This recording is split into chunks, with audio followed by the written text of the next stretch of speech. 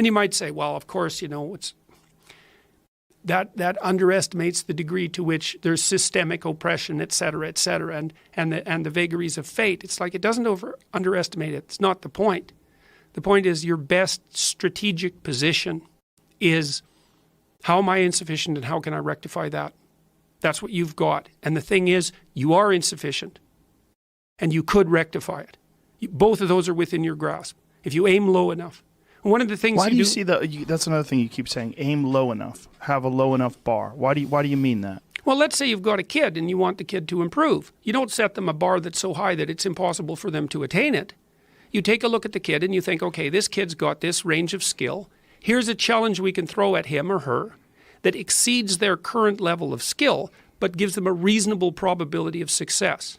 And so, like I'm saying it tongue-in-cheek to some degree, it's like, but I'm doing it as an aid to humility. It's like, well, I don't know how to start improving my life. Someone might say that. And I would say, well, you're not aiming low enough.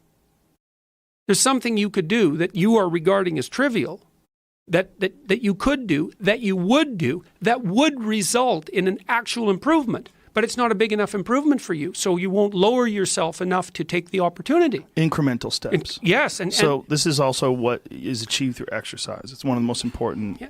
Well, what do you do when you go and lift weights? Yeah. You don't go and, like if you haven't bench pressed before, you don't put 400 pounds on the damn bar and drop the bar through your skull. Right. You think, look, when I started working out when I was a kid, I was weighed about 130 pounds and I was 6'1". I was a thin kid and I smoked a lot. I wasn't in good shape. I wasn't in good physical shape. And I went to the gym and it was bloody embarrassing, and people would come over and help me with the goddamn weights. Here's how you're supposed to use this. It was humiliating. And maybe I was pressing 65 pounds or something at that point. But what am I going to do? I'm going to lift up 150 pounds and injure myself right off the bat?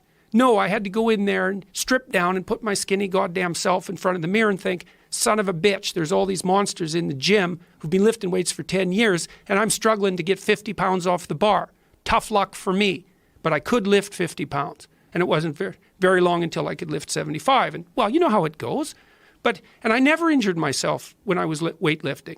And the reason for that was I never pushed myself past where I knew I could go. And I pushed myself a lot. I gained 35 pounds of muscle in about 3 years in university. I kind of had to quit because I was eating so goddamn much I couldn't stand it. I was eating like 6 meals a day. It was just taking up too much time. But there's a humility in determining what it is that the wretched creature that you are can actually manage. Aim low. And I don't mean don't aim, and I don't mean don't aim up. But you have to accept the fact that you can set yourself a goal that you can attain, and there's not going to be much glory in it to begin with. Because if you're not in very good shape, the goal that you could attain tomorrow isn't very glorious. But it's a hell of a lot better than nothing, and it beats the hell out of bitterness, and it's way better than blaming someone else. It's way less dangerous. And you could do it. And what's cool about it, there's a statement in the New Testament. It's called the Matthew Principle, and economists use it to describe how the economy in the world works. To those who have everything, more will be given. From those who have nothing, everything will be taken.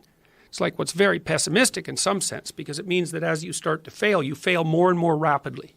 But it also means that as you start to succeed, you succeed more and more rapidly. And so you take an incremental step and, well, now you can lift 55 pounds instead of 52.5 pounds. You think, well, what the hell's that? It's like, it's one step on a very long journey. And so it starts to compound on you. So a small step today puts you in a position to take a slightly bigger step the next day. And then that puts you in a position to take a slightly bigger step the next day. And you do that for 2 or 3 years, man, you're starting to stride.